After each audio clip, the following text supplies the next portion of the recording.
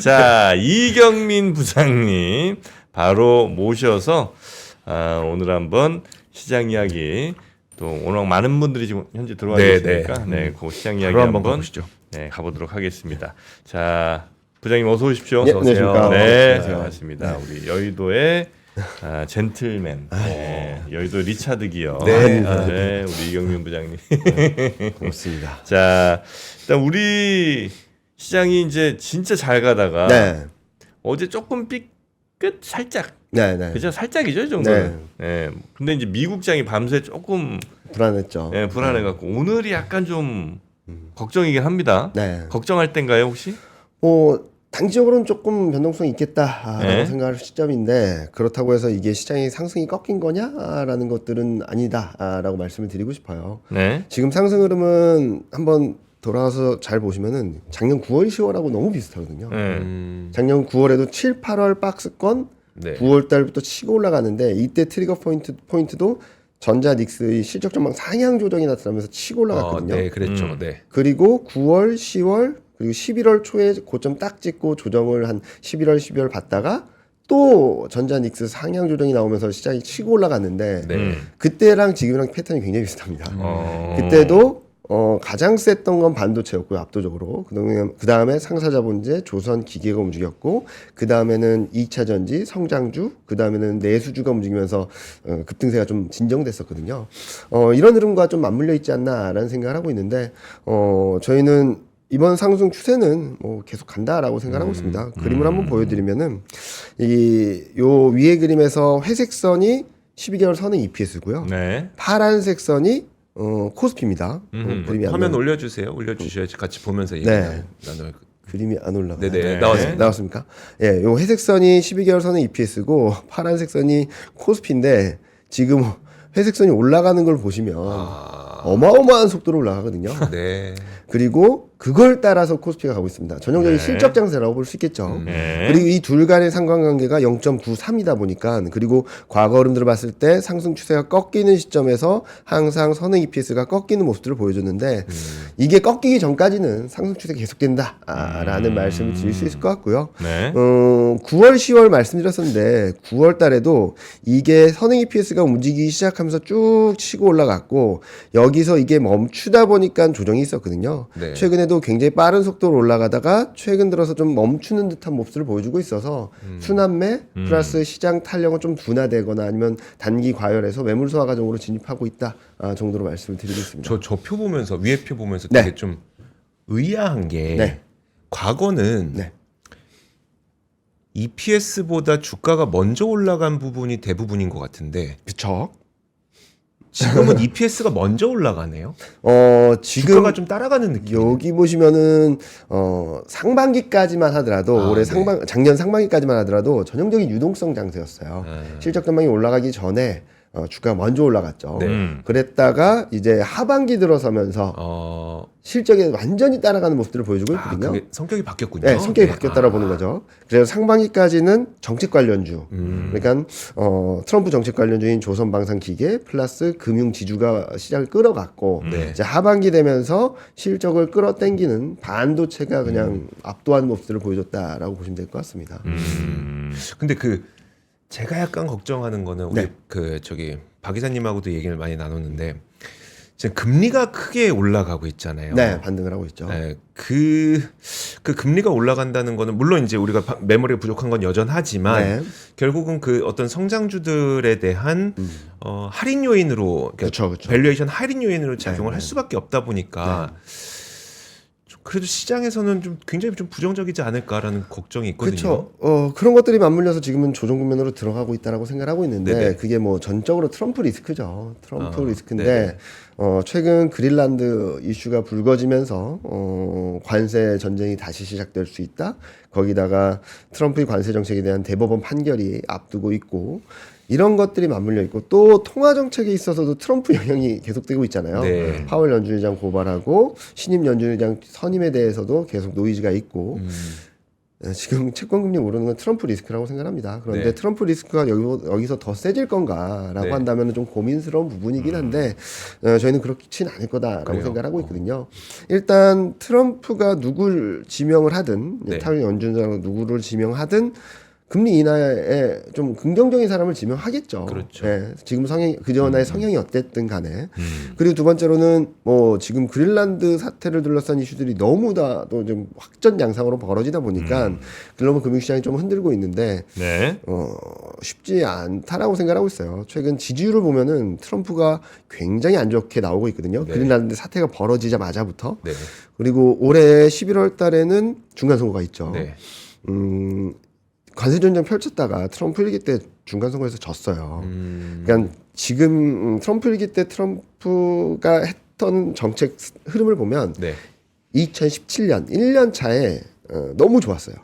감세해주고 그리고 법인세이나 소득세이나 규제 완화 뭐 거의 다 반도체 사이클도 되게 좋았죠. 그래서 증시도 좋고 트럼프 주질도 올라오고 막 그래서 이제 됐다. 네. 2018년에 지지층을 결집시키자 해가지고 선택했던 게 중국을 때리자. 네. 그래서 2018년 3월부터 관세 전쟁을 하니까 증시 흔들리고 물가 오르고 그래서 졌거든요. 네. 그래서 2기 때는 이거랑 정반대로 하는 거죠. 1년 1년 차 때 시장이 부담될 만한 거 다 때려박았습니다. 네, 네. 네, 관세, 도지 그리고 잘 생각을 해보시면 관세 협상도 11월에 어느 정도 마무리됐죠. 네. 미중 무역 협상도 1년 동안 싸우지 네. 말자고 네. 한 게 11월 중순까지예요.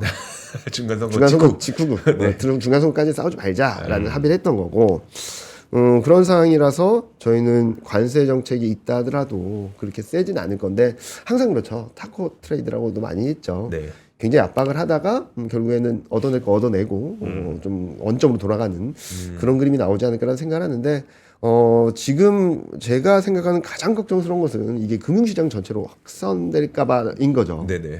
지금 유럽에서 국채 보유, 미국 국채 보유가 중국보다 많거든요. 그 물량이 나올 수 있다. 라는 걱정들. 그리고 지금 덴마크를 때리고 있는데 덴마크를 옹호하는 북유럽 국가들이 네. 전적으로 그 무역 수지 흑자라든지 아니면 재정 수지 흑자를 기록하는 대표 기업들이라서 그리고 이 기업들 중에는 뭐 다들 아시다시피 세계 최대 국부펀드도 갖고 있고 네. 그런 것들이 좀 교란 요인이 될까 조금 걱정하고 있는데 트럼프도 뭐 말이 왔다 갔다 하면서 나쁘지 않을 거야 이런 얘기를 하고 있어서 저희는 최악의 상황으로까지 가지 않겠다. 라는 생각을 하고 있고 한편으로는 이번 대법원 판결이 네. 트럼프 이런 막무가내식 관세 만능주의를 좀 제동을 걸 수 있는 트리거가 되지 않을까라는 생각을 하고 있어서 그 부분 좀 지켜보고 있다 정도로 말씀을 드릴 수 있을 것 같습니다. 판결, 네. 판결도 원래 지난밤 사이에 나올까 기대했었는데 그쵸. 안 나왔죠. 이게 원래 오피니언 데이라 그래서 네. 판결을 한다는 날짜들이 계속 있는데 어떤 판결 한다는 건 절대 공시해지지 그래요? 않아요. 네네. 그래서 기다릴 수밖에 없는 상황이긴 한데 지금 여론을 보면 위헌 확률이 한 70% 정도, 합헌 확률이 30%인데 진짜 모르겠습니다. 네. 왜냐면은 9명의 대법관 중에 3명이 민주당, 6명이 공화당인데 네. 2명이 트럼프가 지명한 사람이에요. 네. 그래서 2명은 무조건 합헌, 3명은 무조건 위헌. 이제 4명이 캐스팅 보트를 쥐고 있는데 합헌이 되든 위헌이 되든 5대 4일 가능성이 높다라고 할 정도로 네. 되게 비등비등한 상황 정도로 보고 있고 만약에 합헌이 되면 지금 상황은 유지되겠지만 네. 그린란드 사태가 어떻게 될지에 따라서 또 다른 포인트가 될 것 같고 위헌이 되면 저는 불확실성은 좀 완화될 수 있는 그런 트리거가 되지 않을까라는 생각을 하고 있어서 저희는 채권금리가 좀 반등을 하고 있지만 지금은 반등이지 여기서 네. 4.5, 4.6 가는 그림은 아닐 거다라고 생각하고 있습니다. 네. 근데 저 대법원에서 만에 하나 위헌이라고 하더라도 네. 돈 돌려주는 거는 뭐 그건 좀 별개인 것 같기도 네, 하고 맞습니다. 그 다음에 또 그 방법 말고도 또 대통령으로서 그렇죠. 이런저런 방법을 할 수 있는 게 많잖아요. 근데 예. 여기 표를 보시면은 여러 개가 있어요. 진짜 여러 개가 있는데 네. 예. 잘 생각을 해보시면은 IEEPA라는 지금 트럼프가 꺼내든 요 법안을 가지고 했던 것보다 더 센 법안이 있었으면 왜 이걸 들고 나왔을까요? 저게 제일 센 거다. 네. 그러네요. 그리고 지금 무역법 122조를 단기적으로 할 수 있다라고 하는데 왜냐하면 이것만 트럼프 대통령이 재량적 판단으로 할 수 있는 거예요. 네. 근데 이거는 관세율이 최대 15%고요. 기한은 151기한. 연장하려면 의회 승인을 받아야 됩니다. 네.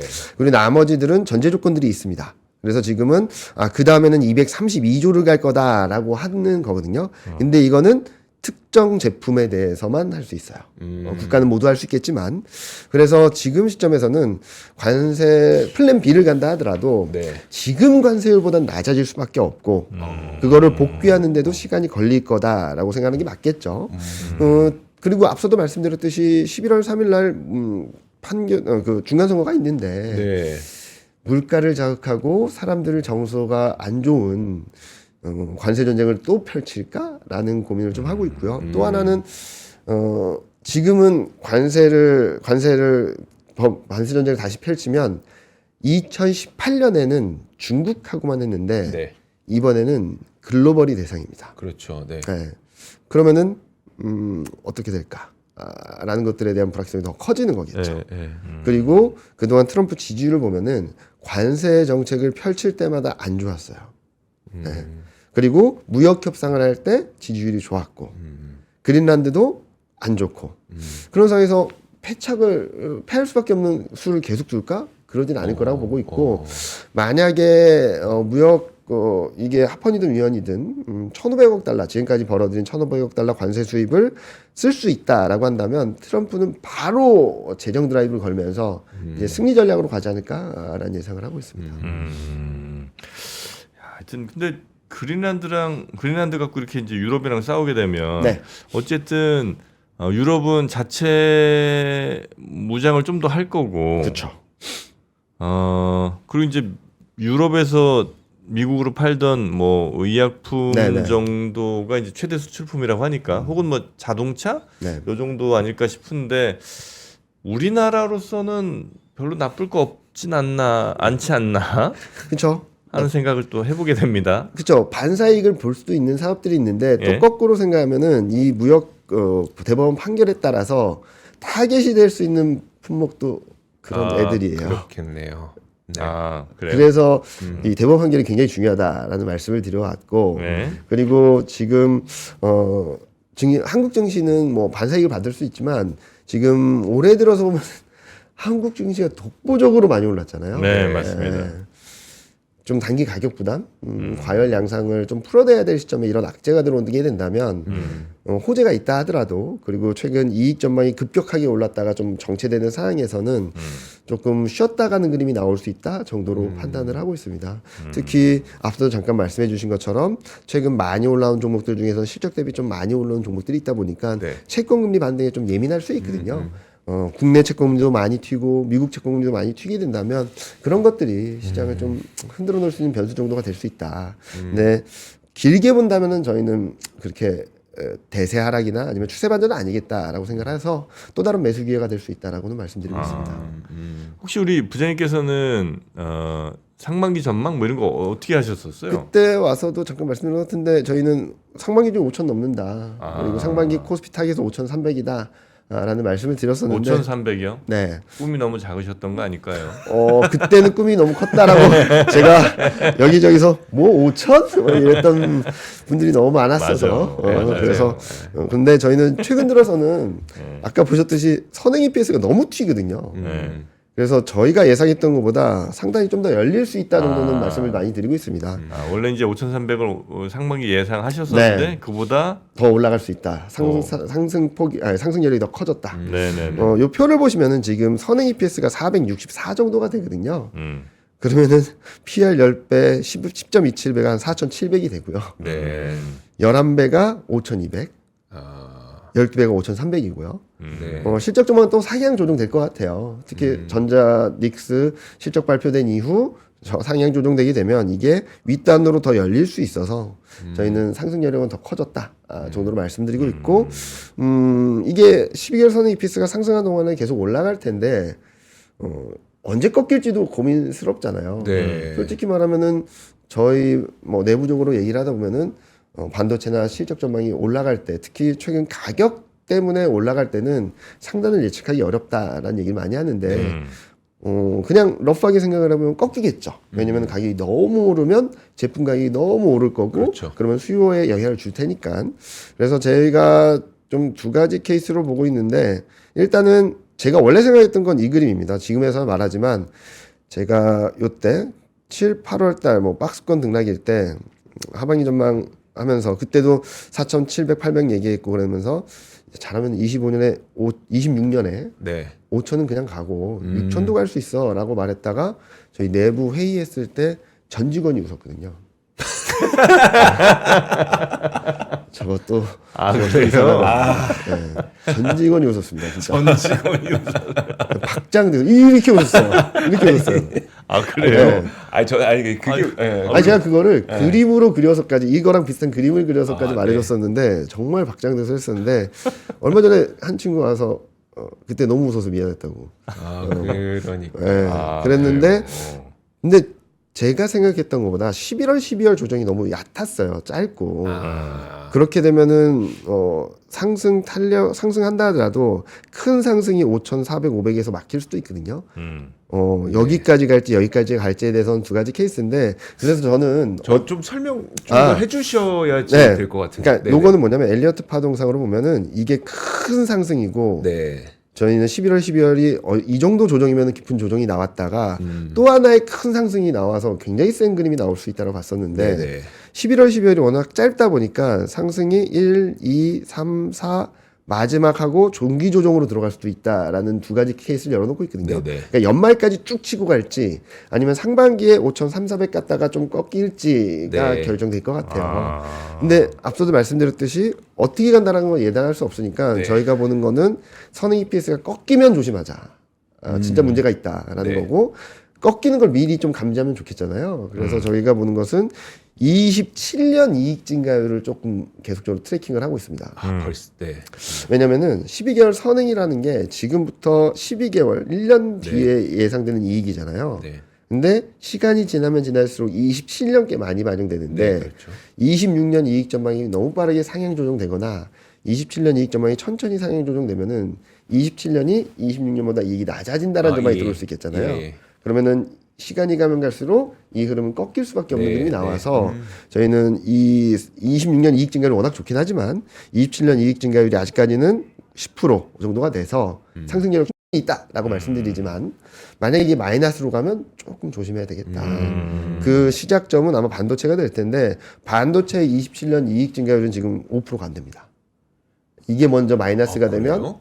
조금 경고등이 켜질 거고 그리고 거기에 이어서 코스피도 27년 이익 증가율이 마이너스로 가면 경계 경보가 울리는 정도로 보시면서 그때부터는 시장 대응을 조금 조심스럽게 할 필요가 있지 않나? 근데 아직은 아니다. 네. 좀 세게 말씀드리고 있습니다.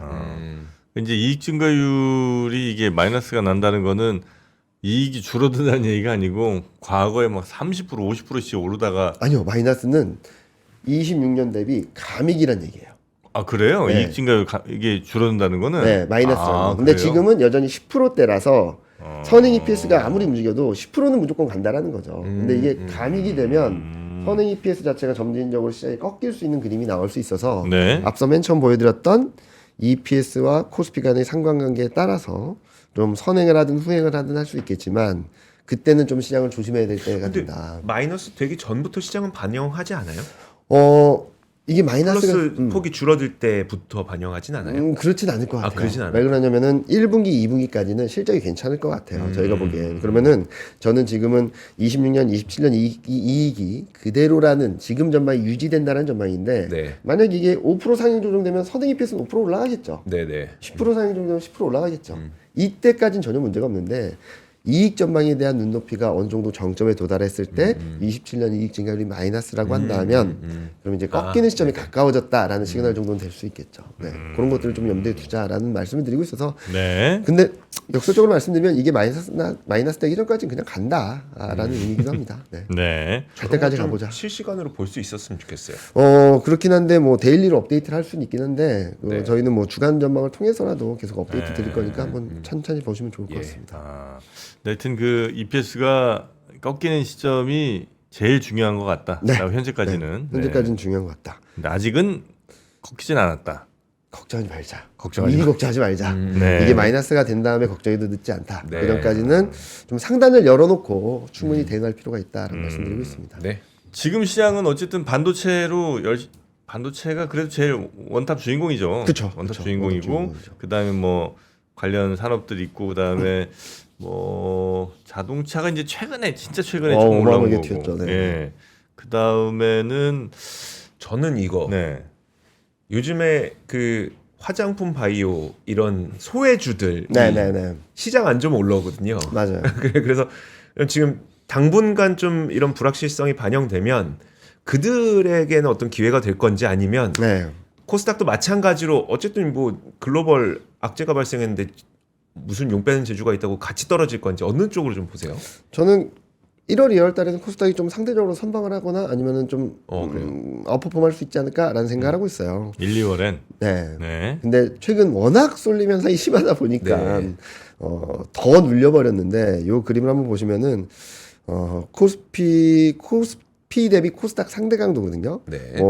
23년 상반기 이후 뭐 주구장창 화면 다시 빠졌어요. 한번 올려. 네, 네네네. 주구장창 빠졌거든요.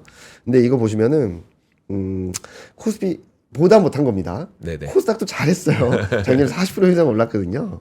근데 이렇게 힘없이 밀려난 이유는 뭐 여러 가지 이유들이 있긴 하겠지만 저희가 보기에는 근본적인 이유. 근데 재밌는 거는 연초에 매년 1, 2월 달에 한 번씩 다 튀어줬습니다.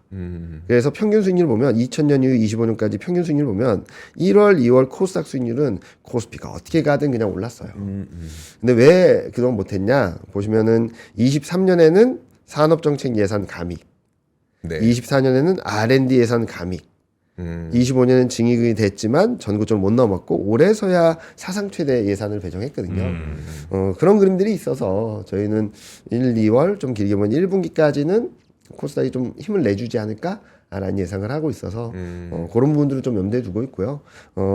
특히 최근 실적 대비 주가 흐름을 보면은 지금 실적 대비 싸다라고 할 수 있는 게 대부분 내수주 플러스 제약바이오 네. 정도밖에 안 남은 것 같아요. 그래서 저희는 최근 들어서 뭐 2차전지, 제약바이오, 인터넷 플러스 내수주, 화장품 의류, 뭐 필수소비재 그리고 엔터 이쪽들을 투트랙으로 가져가 보자. 근데 이게 추세적으로 갈지는 좀 지켜봐야 되겠지만 순환매 대응으로서는 충분히 매력이 있다라는 말씀 많이 드리고 있습니다.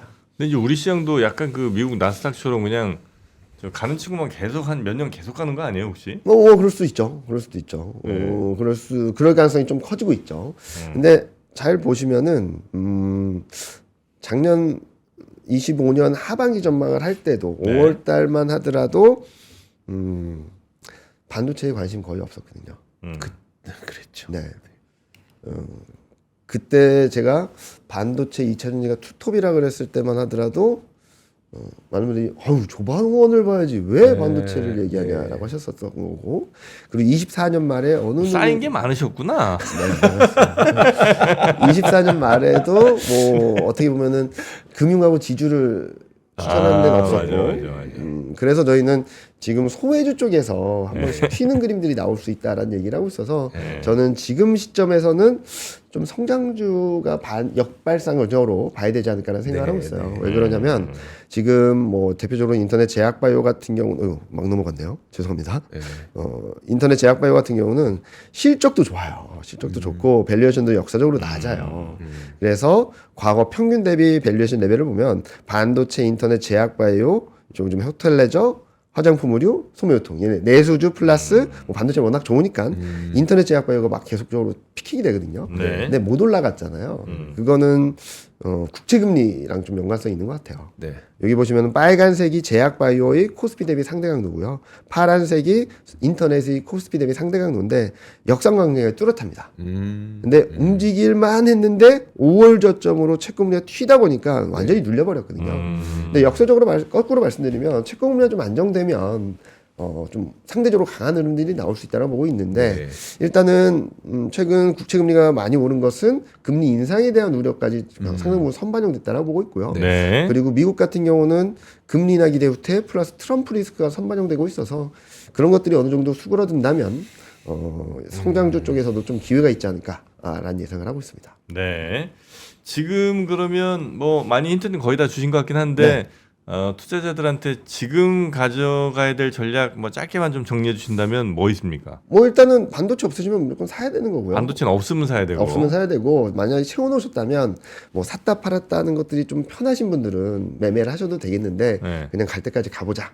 라는 컨셉이고 네. 지금 지켜봐야 될 것은 뭐 자동차도 많이 올랐고 해서 지금 이쪽들은 추격 매수보다는 천천히 사셔도 될 것 같고 지금 관심을 가질 것은 그동안 못 올랐던 내수주 플러스 성장주 이쪽들을 관심 있게 바라보시면은 좀 수익이 좀 나시지 않을까 생각하고 있고 9월 10월 흐름 업종별 흐름도 한번 참고 삼아 보시면 좋을 것 같아요. 네. 그때랑 지금이랑 굉장히 비슷하게 흘러가고 있습니다. 작년 9월 10월. 네. 예. 그때도 해서 4,200 갔거든요. 네. 지금도 해서 5,000 가까이 왔는데 그런 흐름하고 굉장히 비슷한 그림이 나오고 있어서 저희는 그때랑 굉장히 사이클도 업종 흐름도 굉장히 유사하게 네. 흘러가고 있다라는 게 팁이다라고 말씀드릴 수 있을 것 같습니다. 네. 내수가 뭐 있지? 뭐 이마트 신세계 그것들은 최근 잘 갔고요. 왜냐면 아, 소비 심리가 네. 엄청 올라가가지고 네. 외국인도 사고 기관도 샀어요. 근데 저희가 주목하는 것은 중국 한한령 해제에 대한 기대로 튀었다가 밀린 애들이 있잖아요. 네. 그쪽들이 좀 더 관심 있다. 지금 한중 정상회담을 통해서 관계 복원의 원년을 선포해 버렸거든요. 네, 네. 그러면은 관계는 더 나아지겠죠. 그럼 그 내수주로 분류는 돼 있지만 사실상 중국으로 수출할 친구들이군요. 중국과 관련성이 높은 친구들 그리고 해외 매출 비중이 높은 친구들 좀 주목해서 보자는 말씀드리겠습니다. 네네네네 알겠습니다. 진짜 내수를 잘하는 친구가 아니고 네. 수출할 친구들이네 결국 네, 그죠? 네. 그렇게 관심을 한번 가져보도록 하겠습니다. 역시 우리 여의도 리차드 기어 여의도 문근영 우리 대신증권 FICC 리서치부 이경민 부장님과 함께했고요. 회사 내에서 많은 분들을 재밌게 해주신 우리 이경민 부장님 빵빵 터뜨려주시네. 네. 그러나 결국은 지나고 보니 다 이분 말씀이 맞았더라. 아닙니다. 대단히 고맙습니다. 네, 감사합니다. 네. 네. 자 그리고 저희 그 GIN 아까 뭐 잠깐 시간이 좀 없어서 짧게 말씀드리긴 했는데 하여튼 글로벌 투자하시는 분들은 특히 이제 미국 시장 투자하시는 분들은 지금 이제 데나이브스니 뭐 톰리 네, 이런 분들 캐시우드까지 캐시우드 지금 저희가 섭외 중입니다. 그렇죠. 네. 그래서 그분들을 직접 오프라인으로 만나실 수 있는 기회 GIN에서 한번 꼭 가져보시기 바라겠고요. 네. 지금 내일 모레 뭐 이 정도가 지금 현재 열려 있는 그렇죠. 상황. 내일이 마감이니까. 그래요. 네. 네. 이번에는 GIN과 함께 제대로 좀 준비해 보시기 바라겠습니다. 네. 자, 그럼 저희도 인사드려야죠. 그러시죠. 네. 네. 오프닝 벨 라이브 오늘 약간 불안하긴 합니다만 말씀하셨던 것처럼 우리는 이렇게 불안할 때일수록 한 발 더 뒤에, 그러니까 뭐 한 달 뒤, 두 달 뒤 이쪽을 좀 봐야 되는 것 같아요. 전체적인 방향이 꺾이는 거냐 사실 그렇지는 않다는 것들이 많은 분들의 전망이기 때문에 그러면 이렇게 좀 불안한 시장을 어떻게 이용해야 될지를 여러분들이 좀 고민해야 될 때가 아닐까 싶습니다. 자, 오프닝 벨 라이브 함께 하시고요. 저희는 내일 오겠습니다. 고맙습니다. 고맙습니다.